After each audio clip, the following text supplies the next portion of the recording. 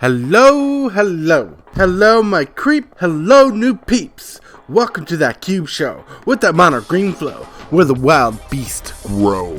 And today we are going through the mono green cards of my Magic the Gathering cube. In this section, you will see where the mana ramp and fixing cards are, as well as some of the landfall themes and some of the big, ferocious, monstrous creatures that thrive in my cube. In mono green, I designed green to fit in the cube like I did with mono black, where the cards here are to serve the cube overall while having a focus on being a mana fixing and ramp section for the entire cube. But also, green blends in to bend around other strategies and colors to help make everything malleable and work together. And this turned out to work perfectly. And we start this episode right now.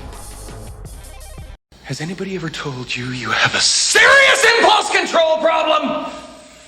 And we are starting the mono green section with the ramp and mana fixing. And this is because this section of mono green is important. It services the entire cube that runs green for the mana ramp and fixing portion of the cube. You'll see some mana dorks that people with their own cubes will defend as multicolored cards, where in my cube I keep it in mono green. This is because they cost only green to play, and the other color they produce can fit in any deck even as colorless ramp. We start this list with Birds of Paradise for that quick one-drop mana fixer. Then we have Avacyn's Pilgrim. Some people would put him in their green-white Celestia multicolored section, but cards like these in my cube are mono green because they only cost a green to play, and the additional mana that they produce can be ran as colorless mana. This is for those decks that don't run white, but want the ramp that this card produces. And you will see this concept applied a lot in this section. As we continue, we run the classic Llanowar Elves. We include Draga Tree Speaker as a fun green Soul Ring-like card with that level up mechanic that's just beast. We have the funny Ignoble Hierarch with that exalted ability, but flexible in the Golgori, Gruul, and Jund decks. Also, we have Incubation Druid for that growth and function to evolve with the game. This card's a hidden gem, Rattleclaw Mystic, for that versatility of being a mana dork in two ways, but offers an interaction as a morph creature. Deathcap Cultivator fits in the graveyard themed decks, also that Death Touch ability gets pretty scary in the game. Oh, this card is irritating. Sylvan Caryatid makes the list. The annoying hexproof always aggravates someone, but is versatile and strong. Then we have the classic Sakura Tribe Elder, who offers multiple synergies for different strategies. Sylvan Ranger makes up the stupid underrated limited creature, not busted but overlooked. We include the old school Rampant Growth.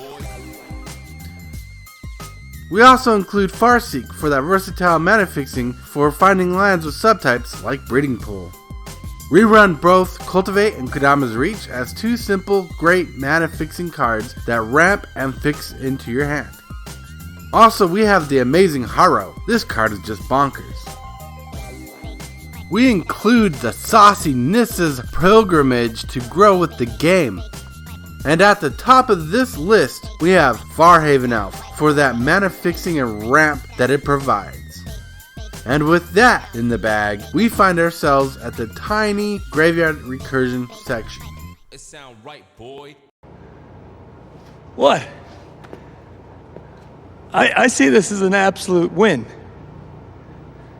In this beloved section, there are only 3 cards, 3 recursion cards, but these cards normally help a player get back in the late game or returns a powerful spell from the graveyard to their hand. And we start with Eternal Witness as a classic all-star.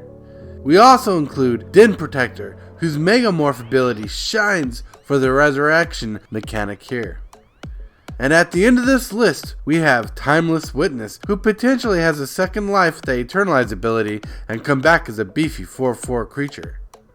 And in that, we find ourselves at the Planeswalkers section of Mono Green. Is it you, my great and worthy opponent? Here, in the Planeswalkers of Mono Green, you will find that these Planeswalkers care about green things, like making tokens, untapping lands for additional value, and some creature buffs. Some of them even turn lands into creatures. We start with Vivian, Champion of the Wilds. With that static ability that gives all your creatures flash is pretty beast. Her abilities encourages tricking up combat and acts like a green draw spell. Then we have the classic Garruk, Wild Speaker, for his fun interactions. He's a classic planeswalker who makes tokens and untaps lands. That overrun effect is just nuts too. And we also run Garruk Unleashed as an improved Wild Speaker with aggro traits and abilities that are solid in a limited format. We include Nissa, who shakes the world, who's just a powerhouse. She ramps up your forests, turns lands into creatures, and she simply is just amazing. Then we have at the top of this list, Nissa, Voice of Zendikar. She's aggressively costed, she's cheap, she makes tokens, and beefs up the board. She is a solid planeswalker. And with that being said, that brings us to big, beefy green creatures of mono green.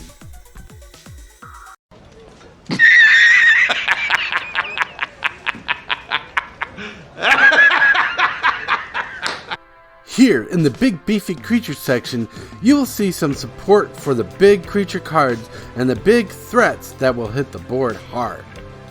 We start with Surak, the Hunt Color, who just puts the aggro in big beefy board states and is formidable himself. Then we have Primordial Hydra, who just grows to be a monster of unusual sizes. He is incredible. We include Polychronos, World Eater, whom just loves to plummet down on the smaller creatures and has a cute combo with Basilisk Collar. We have Goreclaw, Terror of Calcisma, who just simply adds to the threat level. We also have Hero's Bane, to which he grows huge and fits in the Voltron style decks as well. Oh damn, we have the Verdurous Gearhawk, who either comes in as an 8/8 for 5 mana or shares his 4+1/+1 counters with another creature that's ready to attack. This card is nuts. Then we face the Terastodon. This card is fun and works in the Reanimator deck and throws down a beatdown. And at the end of this list, we have the fearsome, the crazy, the ginormous Gotla, Primal Hunger. He scales with the game and the board state. He's a fun dinosaur, and that's it. He's a dinosaur. I love my dinosaurs. Roar. And with that, my friends, we find ourselves at the signpost cards of mono green. Away from all the wang doodles and hornswogglers and snozwangers and rotten vermicious knids. In the signpost cards, we have a landfall theme. This works great as an archetype. Also, broken apart, they support multicolored decks extremely well. But as you can see that green has a heavy emphasis on ramping for bigger spells, that is because if you want to cast an Emrakul Zeon's Torn, you can build a deck for that. So we start this list with Colony Heart Expedition as a fun ramp spell and works really well as a signpost card. Then we include Omnath Locus of Mana, who thrives off wanting that ramp green has. Then we have Ramunap Excavator to help you get back lands like Evolving Wilds and Terramorphic Expanse from the graveyard. We also include Dryad of the Elysian Grove and Wayward Swordtooth to help you excel your land count per turn. This also pertains to Azusa Lost but Seeking, letting us play 2 additional lands per turn. Then we have Lotus Cobra to accelerate our mana production as we play additional lands. Tireless Tracker does not have the landfall keyword, but gives the ability to have draw power with each land we play. We have the nasty Scoot Swarm, who also loves to literally swarm the board with tokens. A classic favorite of mine we have is Rampaging Balos, who's just a solid limited beast. Do you feel the forest coming alive? Avengers Zendikar enters the battlefield with many of his friends and grows them into monstrous wild monsters. And at the tippity top of this list, we have the classic land happy Primeval Titan. To ramp up on the ETB, or when he attacks, he really searches for 2 lands. It's a little unfair, but helps Emrakul get there. And in this, we find ourselves at the last segment of Mono Green, the support cards.